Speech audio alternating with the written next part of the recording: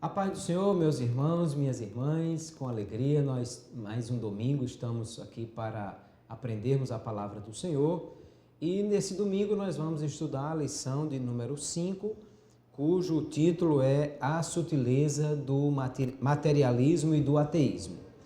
Continuamos dentro da perspectiva desse trimestre de estudar as sutilezas de Satanás nos ataques contra a Igreja de Cristo e hoje vamos falar sobre materialismo e ateísmo. E o texto escolhido para essa lição é o texto de Romanos, capítulo 1, versículos 18 a 23. Eu quero convidá-los para nós lermos juntos. Se você tem o exemplar da Bíblia à sua mão, pode tomar nesse instante. Epístola aos Romanos, capítulo 1, a partir do versículo 18, diz assim: Porque do céu se manifesta a ira de Deus sobre toda impiedade e injustiça dos homens que detêm a verdade em injustiça. Porquanto o que de Deus se pode conhecer, nele se manifesta, porque Deus lhe manifestou. Porque as suas coisas invisíveis, desde a criação do mundo, tanto o seu eterno poder como a sua divindade, se entendem e claramente se veem pelas coisas que estão criadas, para que eles fiquem inexcusáveis, porquanto, tendo conhecido a Deus, não o glorificaram como Deus, nem lhe deram graças, antes, em seus discursos se desvaneceram e o seu coração insensato se obscureceu.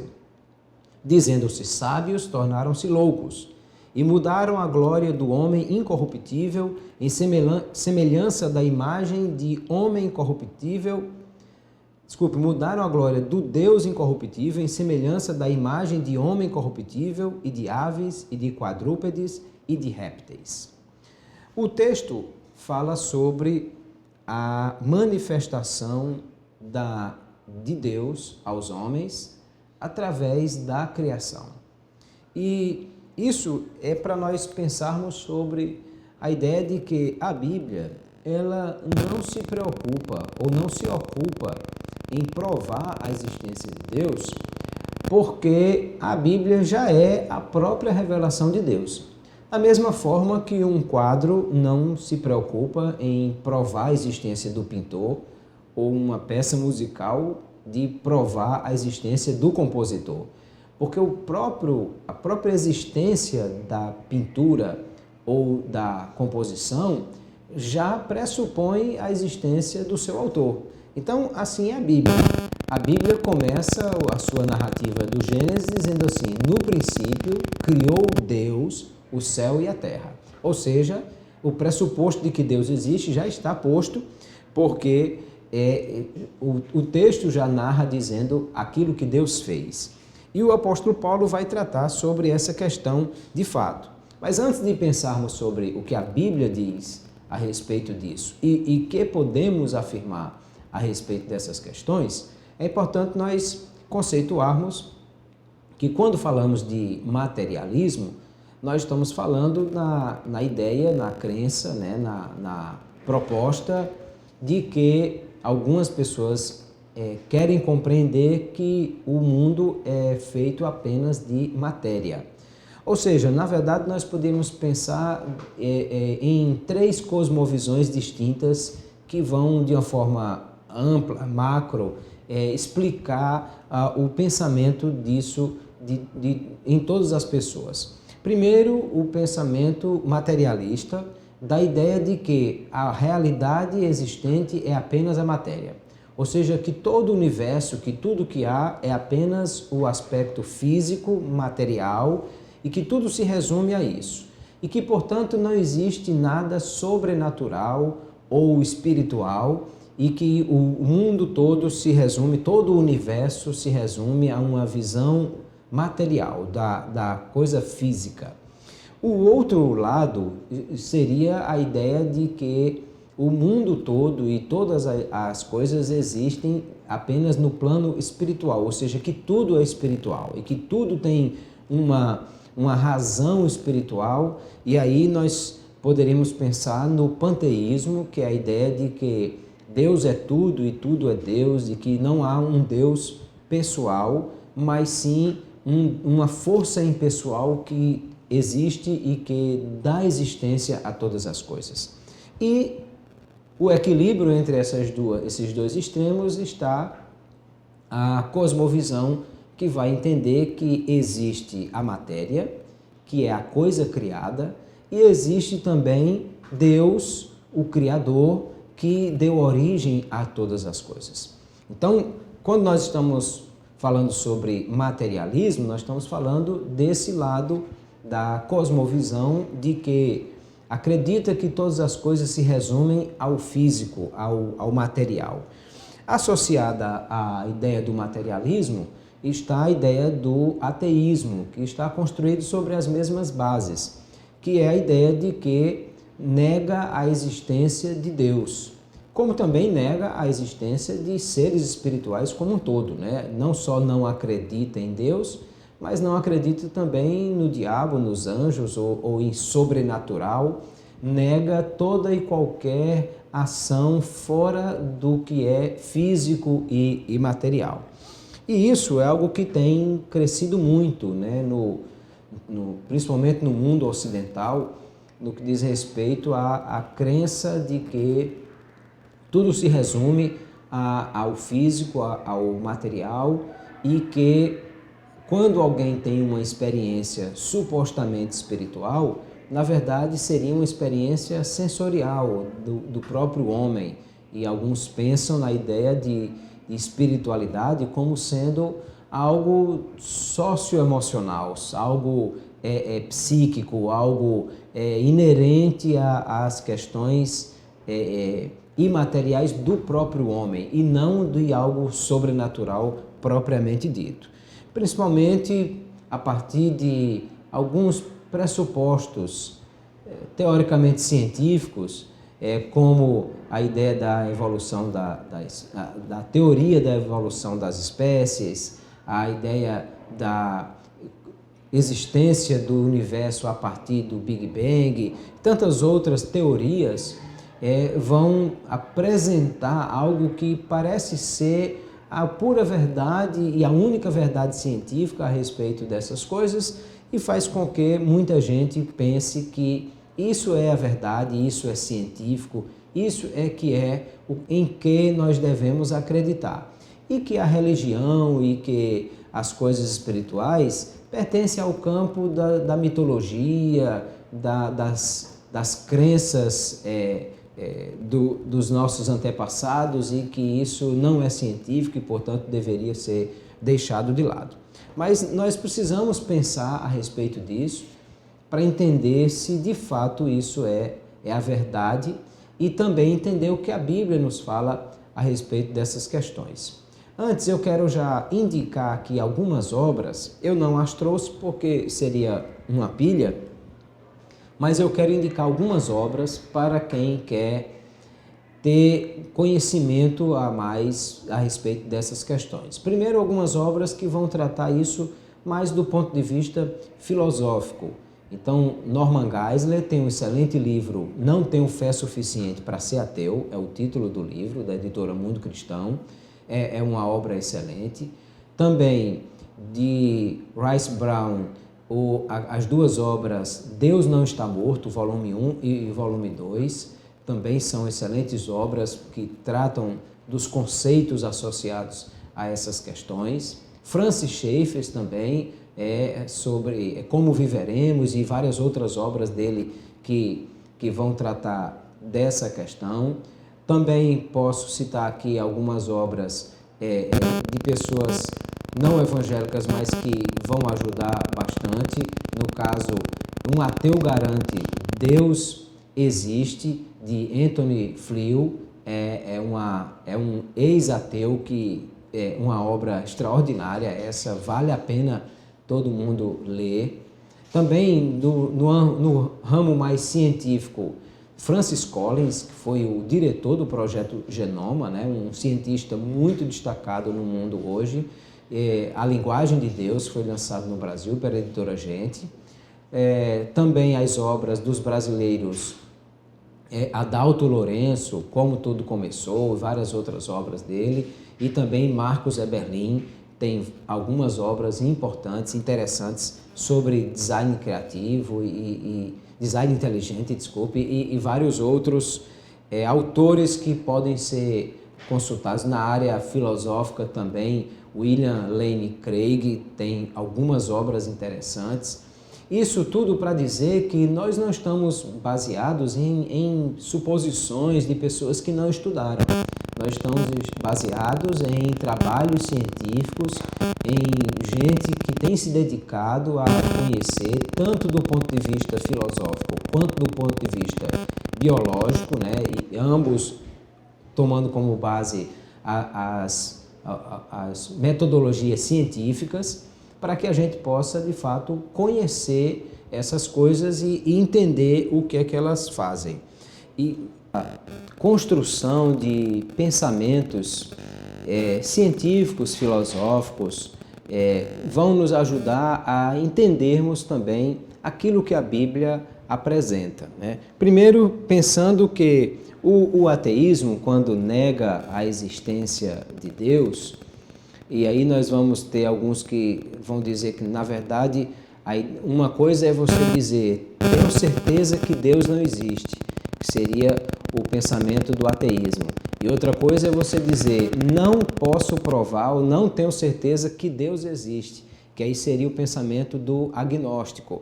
Mas é para dizer que, de fato, nós não podemos provar a existência de Deus com coisas físicas, porque Deus não é físico. A Bíblia diz, e o próprio Jesus afirmou à mulher samaritana, Deus é espírito. E sendo Deus espírito, ele não tem um corpo físico, não é tangível. Então, claro, ninguém pode apresentar uma foto de Deus, uma prova física, porque Deus não é físico. Mas a vida da gente não é, o próprio corpo humano não absorve e não entende só as coisas físicas, porque nós também compreendemos e o nosso corpo consegue também perceber coisas que não são físicas, né? O próprio pensamento, a própria inteligência é algo que não é físico. Nós estudamos memória, estudamos cognição e compreendemos isso sem ter uma prova física, porque isso não é material, isso não é tangível. Mas, ao mesmo tempo, quando a gente pensa sobre essas questões, a gente pensa sobre a origem de todas as coisas, né? A origem do universo, a origem do homem, a origem da vida.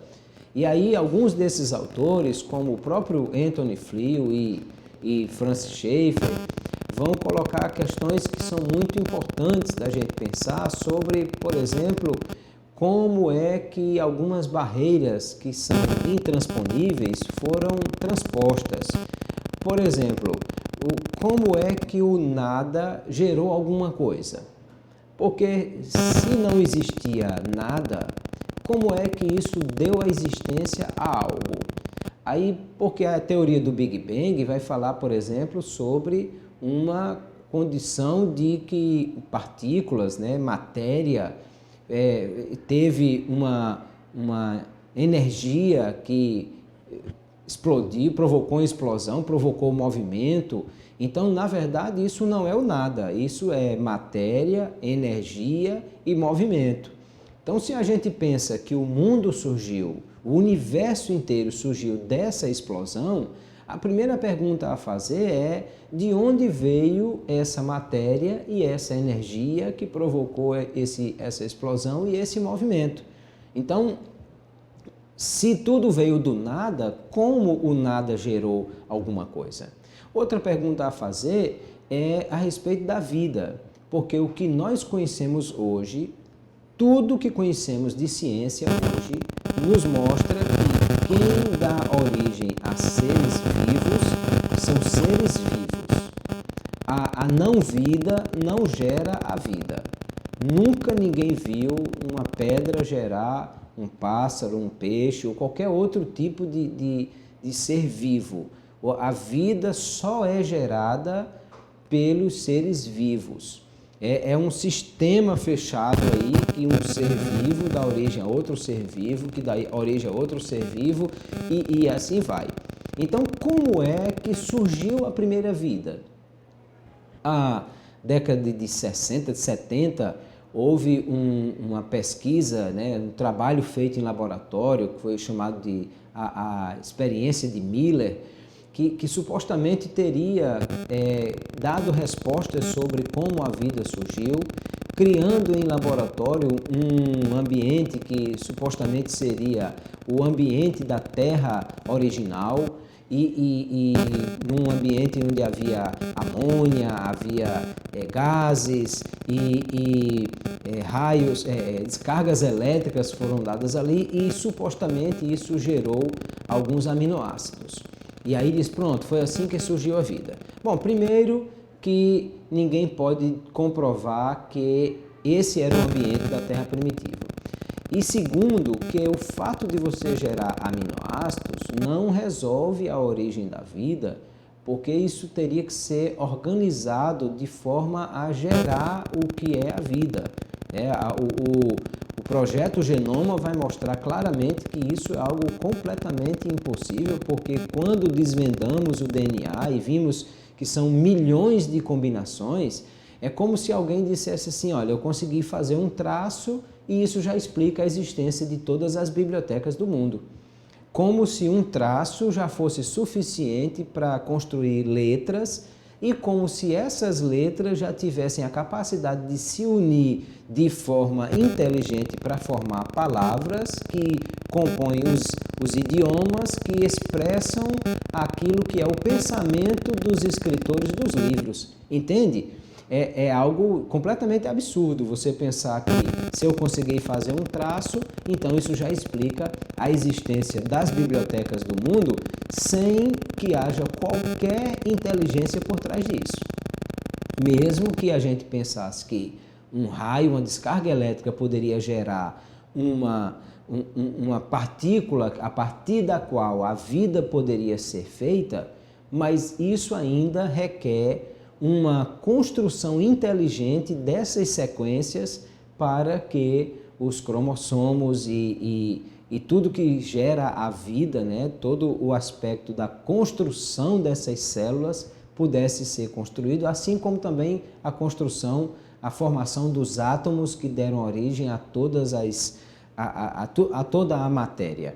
Então, são coisas assim para a gente pensar, porque alguém diz assim, não, está tudo explicado, o Big Bang deu origem ao universo e a teoria da evolução das espécies explica como a vida surgiu e como se desenvolveu e como as espécies estão aí. Não, isso não explica nada, isso é apenas uma teoria que nunca pôde ser de fato comprovada, porque ela vai apenas dizer que a coisa funcionou dessa forma, desse ponto de vista.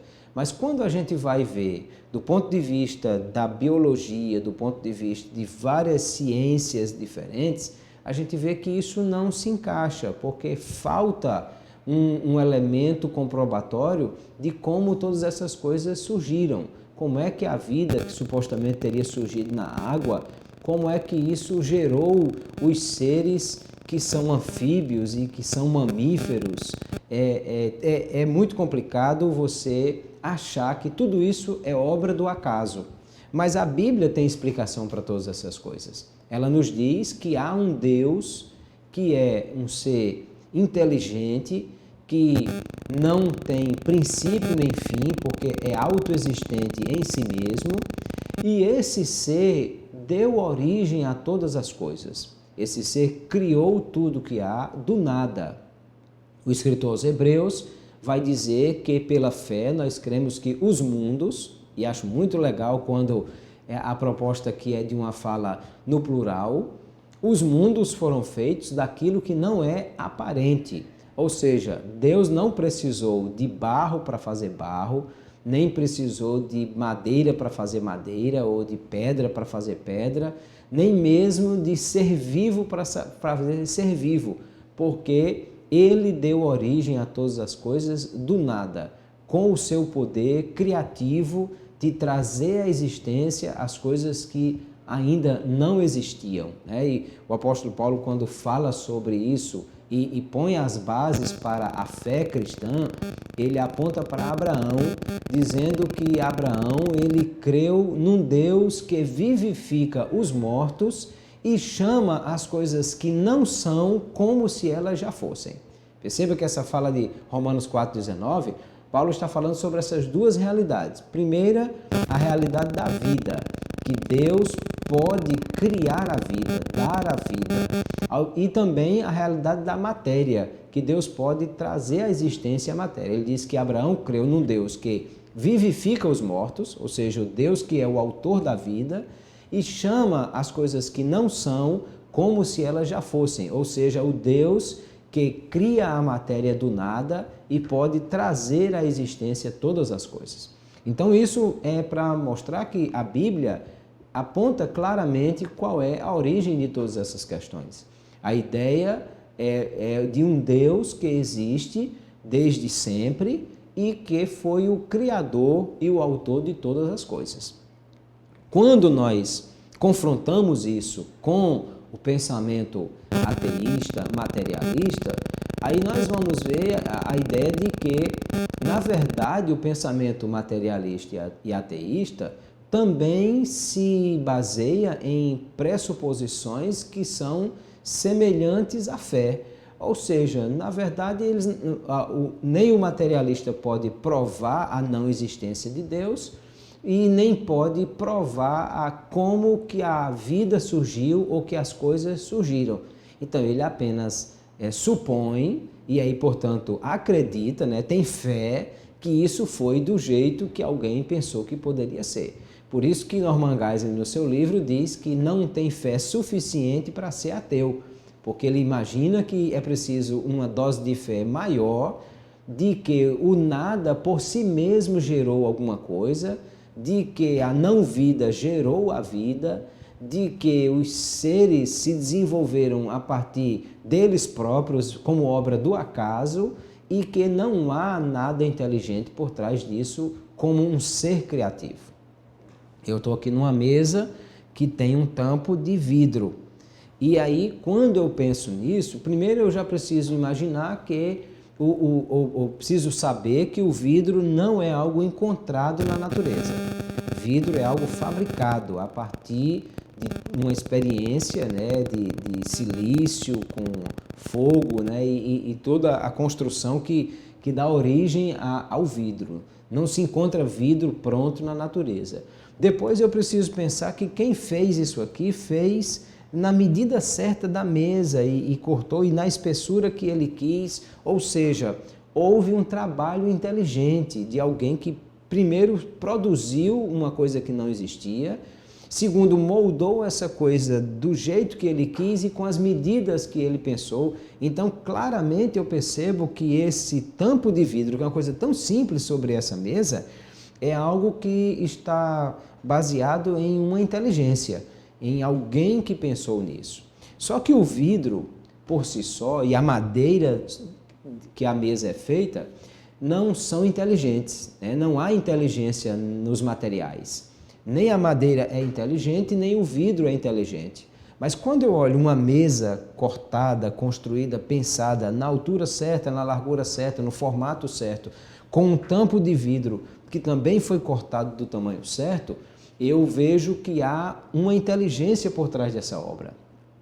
Que alguém inteligente pensou, raciocinou e deliberou fazer algo com um pensamento inteligente. Ora, se os materiais que foram utilizados para fazer essa mesa não são inteligentes, não possuem inteligência em si mesmo, nem a madeira nem o vidro, mas eu percebo que há uma inteligência que pensou no formato e na construção dessa mesa, a única coisa que eu posso pensar é que isso foi obra de alguém. Achar que o acaso formou uma mesa com um formato específico, com o tamanho específico e fez uma coisa de vidro assim, do nada, é realmente preciso muito mais fé do que acreditar que existe uma pessoa inteligente que soube como extrair da natureza a matéria-prima e produzir algo do formato, do jeito, das especificidades que ele tinha pensado. Assim também é o universo. Pensar que isso é obra do acaso, Norman Gailian diz que é como se um furacão passasse em cima de um ferro velho, uma sucata, e montasse um Boeing 767 e se você juntar um bocado de pedaço de parafuso e botar dentro de uma máquina de lavar, ela montasse uma calculadora. E isso é algo realmente inimaginável. Então, nós, quando pensamos nessas questões, nós pensamos aquilo que o pastor José Gonçalves diz no seu comentário sobre cegueira espiritual, de que as pessoas não querem enxergar o óbvio, enxergar que as coisas inteligentes apontam para a existência de uma vida inteligente e de um ser inteligente que criou todas as coisas e que isso é algo que é perceptível. E é exatamente isso que o apóstolo Paulo vai dizer no texto que lemos. Ele diz, porque, o verso 20. O verso 19 diz que o que de Deus se pode conhecer se manifesta, porque Deus lhe manifestou. Ou seja, ele está falando, nós não inventamos Deus, nem descobrimos. Nós, na verdade, percebemos Deus a partir da revelação dele próprio. O próprio Deus deu-se a conhecer. E quando nós falamos de revelação, nós falamos primeiro de uma revelação específica, que é a revelação das Escrituras. A Bíblia Sagrada revela quem é Deus, o seu poder, a sua natureza, mas também nós falamos de uma revelação geral, que é a revelação da própria natureza. O Salmo 19 diz que os céus manifestam a glória de Deus. O firmamento anuncia a obra das suas mãos. Ele disse, sem linguagem, sem fala, ouves a sua voz. Ou seja, quando eu vejo o universo, e quem viu essa semana passada as novas fotos divulgadas pela NASA do universo, você fica impressionado, que coisa linda, extraordinária e gigante é o universo em que nós vivemos, e pensar que tudo isso existe com um estreito controle de gases, de matérias, de oxigênio, que tudo isso está muito bem equacionado. Você só pode imaginar que existe esse ser criativo e criador que deu origem a todas essas coisas. Mas aqui o apóstolo Paulo diz, no verso 20 do capítulo 1 de Romanos, que as coisas invisíveis, desde a criação do mundo, o eterno poder de Deus e a sua divindade, ou seja, eles não só o poder de Deus, mas até os atributos de Deus, ele disse, se entendem e claramente se veem pelas coisas que estão criadas, porque para que eles fiquem inexcusáveis. Ou seja, eu, por exemplo, nunca entrei numa fábrica de carro.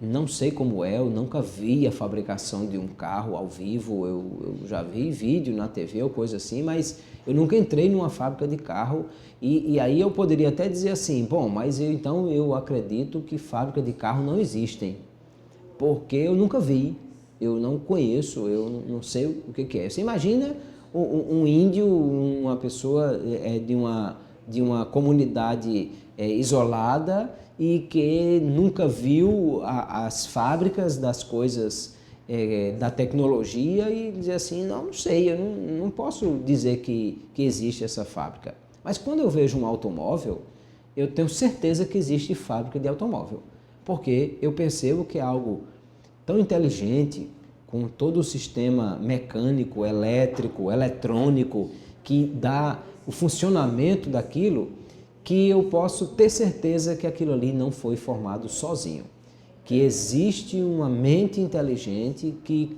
criou e deu a origem a tudo aquilo de forma pensada, detalhada, planejada, inteligente.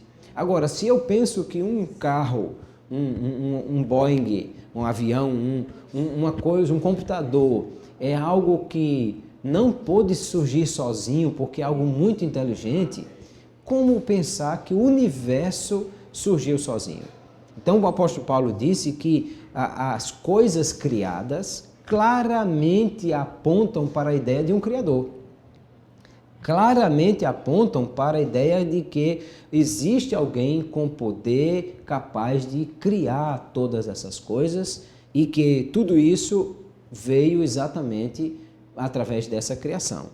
E aí ele acusa essas pessoas dizendo que eles mudaram a glória do homem incorruptível em semelhança da imagem de homem, do Deus incorruptível, né?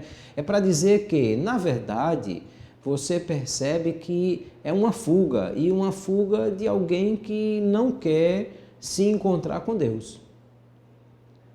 Aí Norman Geisler, no livro Não Tenho Fé Suficiente para Ser Ateu, conta uma experiência que ele foi evangelizar na casa de alguém, bateu na porta e disse: olha, eu sou da igreja aqui e eu gostaria de falar com o senhor sobre Deus. Aí ele disse: mas eu não acredito em Deus. Ele disse: mas se o senhor chegar diante de Deus, bater na porta do céu e disse: eu gostaria de entrar, e Deus dissesse que o senhor não vai entrar, o que você diria? Ele disse: não, eu não acredito em Deus, Deus não existe. Ele disse: como o senhor pode ter certeza disso? Aí ele disse: eu sou ateu. Ele disse: não, o senhor acredita, tem certeza que Deus não existe ou acha que Deus não existe e não consegue provar? Ele disse: não, eu tenho certeza que Deus não existe. E como o senhor pode provar que ele não existe? Ele disse: não, então eu acho que é porque eu não consigo provar que Deus existe. Ah, mas se você não consegue provar que Deus existe porque você acha que não é possível provar ou porque você não tem conhecimento e informações suficientes para isso? Eu acho que é essa segunda opção. Então, se você me deixar entrar, eu vou apresentar o que a Bíblia diz sobre Deus para que o senhor possa conhecê-lo. Então, é essa a ideia de que é muito fácil fugir, inclusive fugir da ideia de que existe um Deus pessoal que nos apresentou como ele gostaria que nós vivêssemos, porque sendo ele o Criador, ele também disse qual a finalidade da sua criação e que nós vamos um dia comparecer diante desse Deus e inclusive prestar contas daquilo que dele recebemos, a vida, a existência, a inteligência e aí é muito fácil dizer, não, quando morre se acaba, então se acaba, isso quer dizer eu não tenho que me preocupar com o futuro porque não haverá prestação de contas. Não tem um Deus a quem eu deva satisfação ou prestação de contas e eu não vou ter que lidar com nada disso. Eu posso lidar com tudo de qualquer jeito. Numa das suas obras, Fyodor Dostoiévski, o escritor russo, ele diz assim: se Deus não existe, então tudo é permitido. E de fato nós podemos perceber que nem tudo é permitido. Até mesmo nas mais distantes civilizações, há regras, há coisas que não são admitidas, porque existem questões éticas e morais em todas as culturas. E se você tem questões éticas e morais, você precisa ter um padrão para nele se basear. Senão fica tudo sem padrão. Aí eu lembro de uma história de um trabalhador de uma fábrica que todas as vezes que ia para a fábrica passava em frente a uma joalheria e achava muito bonito um relógio que tinha nessa joalheria. E esse homem, esse trabalhador, era o responsável por o apito da fábrica na hora certa. E ele ajustou o relógio da fábrica pelo relógio da joalheria, que ele achava que era o relógio que estava mais certo, mais confiável. Mas aí, então, todo dia, naquele horário, a fábrica, o apito soava, porque o relógio da fábrica foi ajustado por esse trabalhador. Mas um dia ele teve curiosidade, passando em frente à joalheria, e entrou, e aí perguntou ao dono da joalheria: olha, eu acho muito bonito o seu relógio, sempre passo aqui em frente e olho, e eu gostaria de perguntar ao senhor, como o senhor ajusta esse relógio? O senhor se baseia em quê? Qual é a sua referência? Ele disse: olha, é que todos os dias tem uma fábrica aqui perto que exatamente ao meio-dia toca a sirene. Então eu ajustei o meu relógio pelo relógio da fábrica. E aí você percebe que loucura, quer dizer, a pessoa da fábrica ajustou o relógio relógio da joalheria e a joalheria ajustou o relógio pelo apito da fábrica, ou seja, um estava baseado no outro e, portanto, não havia padrão. Qualquer um dos dois que errasse provocaria o erro do outro, e para isso é para dizer que se nós pensamos em questões éticas, morais, em coisas que diz respeito ao certo e ao errado, precisa existir um padrão. E esse padrão é Deus, que criou todas as coisas e que nos deu a sua palavra como sendo aquilo que é o que nós precisamos fazer para entender como devemos viver. Outro aspecto importante para se pensar, e o pastor José Gonçalves vai tratar sobre isso, ele fala do materialismo, negar a existência dos milagres. E aí, de fato, porque se as coisas são apenas feitas do ponto de vista material, e se o universo existe apenas do ponto de vista da mecânica material que criou o próprio universo, então os milagres de fato não têm sentido, porque eles seriam algo além ou fora dessa mecânica. Mas a Bíblia é muito clara quando diz que há um Deus que criou todas as coisas, esse Deus intervém nas coisas criadas, ele criou o universo e também criou as leis que regem o universo, são leis naturais, que dizem como o universo funciona e elas regem tudo o que há, a rotação da Terra, a translação, todo o movimento das marés e dos astros e dos ventos e tudo isso são leis naturais que foram criadas por Deus, mas sendo Ele o Deus Criador, Ele também pode intervir nessas leis que Ele mesmo criou. Esses dias eu estava pensando sobre a ideia do que foi a experiência de Eliseu com os trabalhadores que foram cortar madeira para construir a escola de profetas. O segundo livro dos Reis, capítulo 6, diz que os filhos dos profetas, que eram os estudantes da escola, né, procuraram Eliseu e disseram: a nossa escola está pequena, está apertado, então vamos até o Jordão e vamos cortar madeira e vamos construir uma escola nova. E Eliseu disse: muito bem, podem ir, é algo bom, eu gosto dessa ideia de ampliar a escola. Aí disse: o senhor pode ir conosco? Eu disse: vamos, eu vou com vocês. E aí quando chegou lá, certamente Eliseu estava descansando à beira do rio, em alguma árvore, em algum local, e os homens estavam cortando a madeira, só que o machado desacunhou, a peça de ferro soltou do cabo, caiu na água. E aí, bom, as leis naturais estavam funcionando, né? Ou seja, a gravidade, o ferro como sendo um material mais denso do que a água, então afundou. Caiu dentro d'água, tibungo, e foi para o fundo. Simples assim, porque é assim que funciona a lei natural que rege o funcionamento do universo. E aí o homem disse: valha-me Deus, eu perdi o machado e não era meu, era emprestado, e agora? Aí Eliseu disse: caiu aonde? Ele disse: caiu ali. Aí cortou um galho de árvore, jogou na água e a Bíblia diz que o machado flutuou. O machado flutuou, o homem foi lá, pegou o machado, deve ter colocado no cabo, colocado uma cunha, bateu, apertou e continuou cortando a sua madeira. Mas veja, isso é um milagre.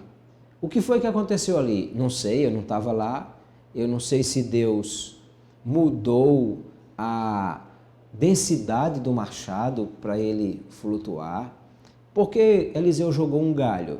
Não sei, vai que deu magnetismo ao galho e o galho atraiu o martelo que era de ferro no fundo do rio, construiu ali um eletroímã de madeira, sei lá como, ou seja, eu não faço ideia, mas é possível explicar isso a partir do momento que eu entendo que há um Deus criador que tem a capacidade de intervir nas próprias leis que ele criou e alterá-las a fim de que elas possam fazer aquilo que é a sua vontade, porque ele foi o criador de todas as coisas. Assim se explicam os milagres. Milagres são intervenções divinas na matéria e nas leis que o próprio Deus criou.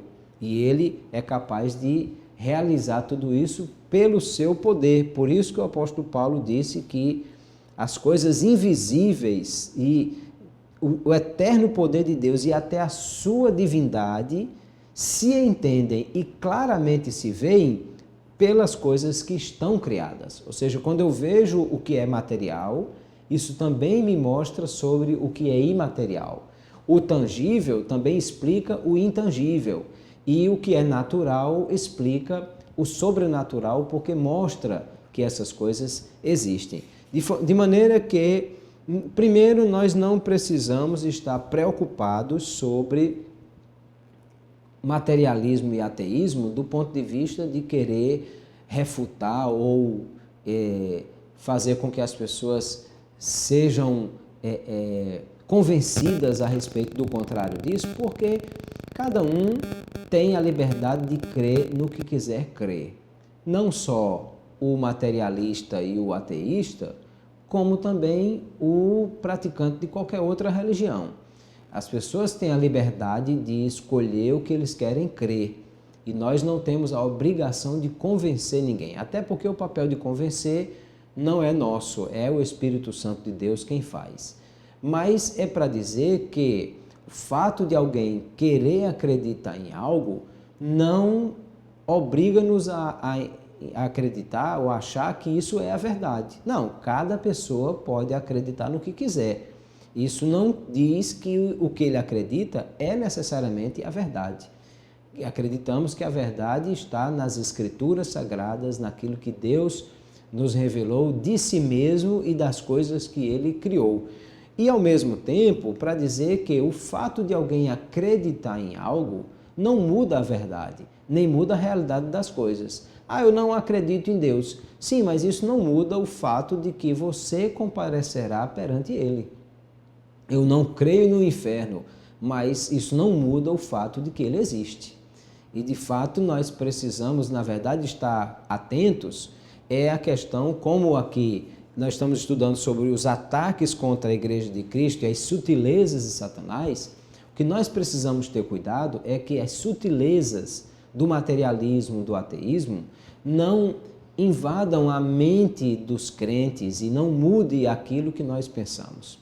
É uma preocupação, por exemplo, com os nossos jovens que vão para a universidade e que vão andar em um território onde há uma grande quantidade de pessoas de crença divergente, né, e ateístas e materialistas, e que isso não afete a fé dos nossos jovens, fazendo-os perder a sua fé em Deus. Essa é a nossa preocupação. Mas quando nós estamos firmes no conhecimento da palavra de Deus, na leitura de bons livros de orientação que possamos construir de forma sólida as bases da nossa fé, então nós não nos preocupamos com essa questão, porque nós temos convicção do que cremos e é isso que precisamos.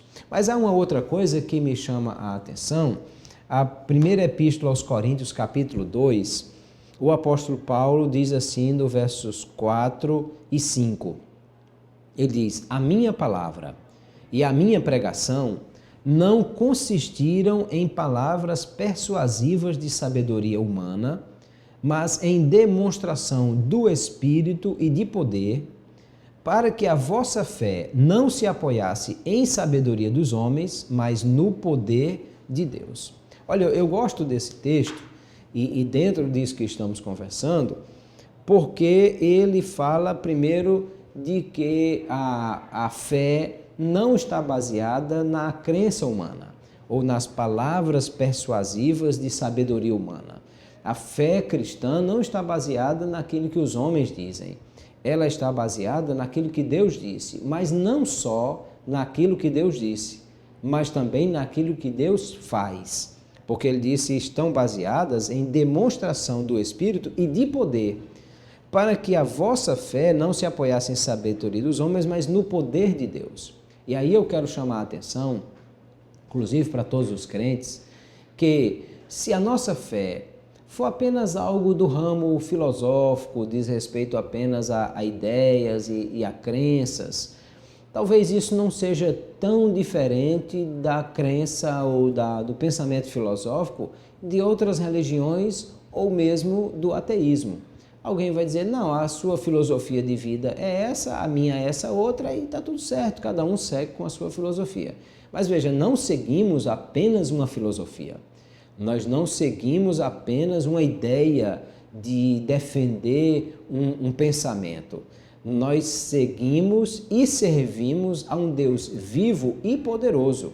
E aí onde está a grande diferença, porque quando nós experimentamos o poder de Deus e os milagres de Deus, aí não há como refutar essa coisa, porque nós experimentamos isso, nós sentimos não apenas uma sensação humana, mas sentimos o poder de Deus na vida e nós percebemos o poder de Deus agindo também. Quantos que foram curados, que foram alcançados por Deus, coisa que a ciência não consegue explicar, como alguém que fez um exame e percebeu que ali havia um câncer e depois, quando foi se submeter ao tratamento, que fez outro exame, aí descobriu que o câncer não existia mais. Não há como explicar isso, não tem como a ciência dizer, não, é porque aquela máquina estava errada, com defeito, mas ela fez certo todos os outros exames, por que ela errou só naquele? E como que agora não aparece mais aquilo que existia? Então, na verdade, nós precisamos lembrar que nós servimos a um Deus vivo que é poderoso e que o poder de Deus se manifesta não só para atender às nossas necessidades, porque sim, Ele é um Deus poderoso e bondoso, que cura, que resolve problemas, que atende às necessidades dos seus filhos, mas também porque os milagres e a ação do poder de Deus mostra a existência dele. E claramente nós podemos perceber através dessas coisas. Então, eu e você que cremos em Deus e que nos preocupamos, inclusive, com os nossos jovens que vão para a universidade ou outros crentes que podem estar bebendo dessa filosofia do materialismo e do ateísmo, na verdade, o que nós precisamos, primeiro, é fortalecer a nossa fé em Deus e através da sua palavra. É conhecer a Bíblia, conhecer a palavra de Deus, mas não apenas conhecer do ponto de vista intelectual, de saber o que está escrito, mas conhecer do ponto de vista de experimentar o poder de Deus e ver os milagres de Deus acontecendo e ver a ação do poder de Deus nas nossas vidas, porque isso é completamente impossível de se negar. É inegável porque é algo que você viveu, experimentou e você não tem como explicar esse milagre. Por isso Paulo disse, não foi em palavras persuasivas de sabedoria humana que foi baseada a minha pregação, mas na demonstração do Espírito e do poder de Deus, para que essa fé não se apoiasse na sabedoria dos homens, mas no poder de Deus. Se você é crente, salvo na pessoa de Jesus Cristo, precisa viver essa experiência do poder de Deus, da ação de Deus, de experimentar realmente esse aspecto para que não haja nenhuma dúvida a respeito disso.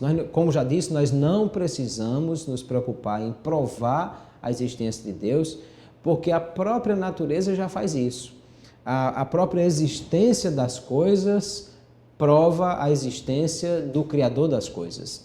Mas nós precisamos nos preocupar, na verdade, de manter a nossa fé viva e viva em um Deus poderoso que pode fazer todas as coisas, que pode dar origem a todas as coisas. E também fazer com que pessoas que nós amamos, nossos filhos, nossos parentes, experimentem também esse mesmo poder. Experimentem também essa mesma vivência com Deus e com as coisas de Deus. Aí eu me lembro agora de uma história que li em algum lugar, não me lembro, que um jovem procurou o Billy Graham, e poderia ser qualquer outra pessoa, qualquer outro pastor, qualquer outro cristão, mas supostamente teria procurado no seu escritório e que queria conversar com ele, e a secretária disse: aguarde um minutinho que ele está orando, o seu momento de oração e devocional. E aí, quando terminou, o jovem foi falar com o pastor e disse assim: olha, eu vim aqui porque eu vou provar para o senhor que Deus não existe. E aí ele olhou para aquele jovem e disse assim: é impossível, eu acabei de conversar com ele para dizer o que eu vivo com Deus, a minha experiência com Deus, o poder de Deus que opera na minha vida é inegável, porque nós conhecemos esse Deus com quem nós nos relacionamos. E o que falta para o materialista, o ateísta, é exatamente essa experiência.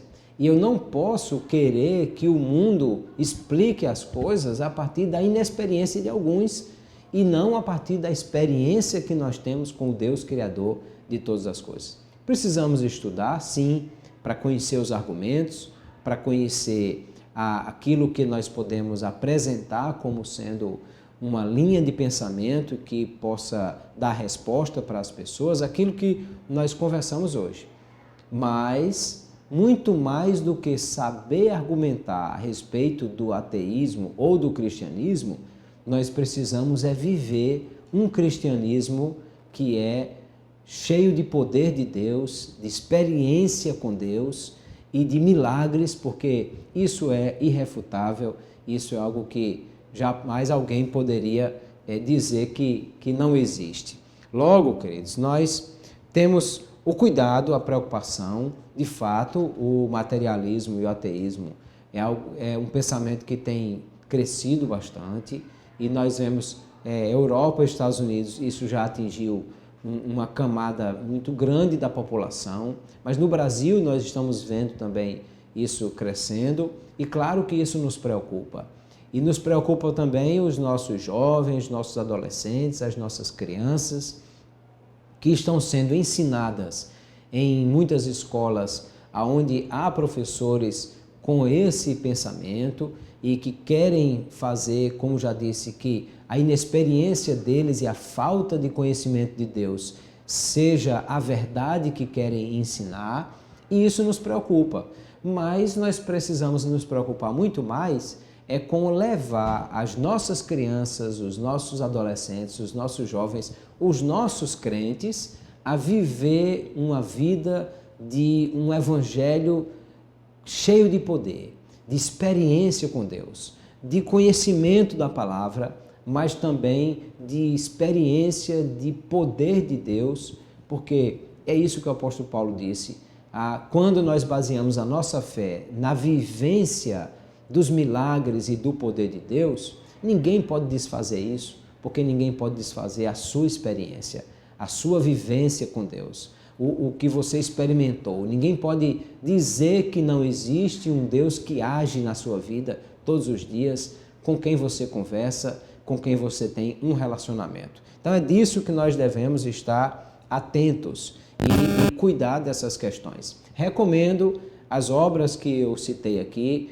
e que você possa adquirir, possa ler, para que possa também conhecer mais a respeito desses assuntos e possa fundamentar melhor os seus argumentos a respeito disso, mas muito mais, eu recomendo que você leia a Bíblia, conheça o Deus da Bíblia e tenha uma experiência real com Ele. Deixe esse Deus infestar a sua vida de poder, de demonstração de poder e encher você dessa experiência espiritual, porque isso com certeza vai lhe dar base e sustentação, além do conhecimento da palavra de Deus, claro, para entender que existe um Deus. Ele é o Criador de todas as coisas, mas Ele não é um Deus distante, frio ou mesmo impessoal. Ele é o nosso Pai Celestial, que quer ter um relacionamento conosco todos os dias, que tem prazer em agir na vida dos seus filhos e filhas com poder, com milagres, para que nós possamos cada dia viver essa vida de experiências espirituais cada vez mais fortes, com a convicção maior de que ninguém pode negar que existe o nosso Pai Celestial, com quem nós conversamos, com quem nós dialogamos, com quem nós temos uma vida de experiência e com quem nós temos uma certeza de que Ele vive e que um dia nós estaremos para sempre com Ele. Deus abençoe você, Deus abençoe sua casa, Deus abençoe sua família e vamos continuar cada dia vivendo e servindo a esse Deus tão maravilhoso que criou todas as coisas. Se Deus nos permitir, no próximo domingo nós estaremos estudando a lição de número 6, cujo título é A Sutileza das Ideologias Contrárias à Família, e certamente também estaremos aprendendo mais da palavra de Deus e crescendo no conhecimento de Deus e na experiência da sua palavra. Deus abençoe a todos, a paz do Senhor.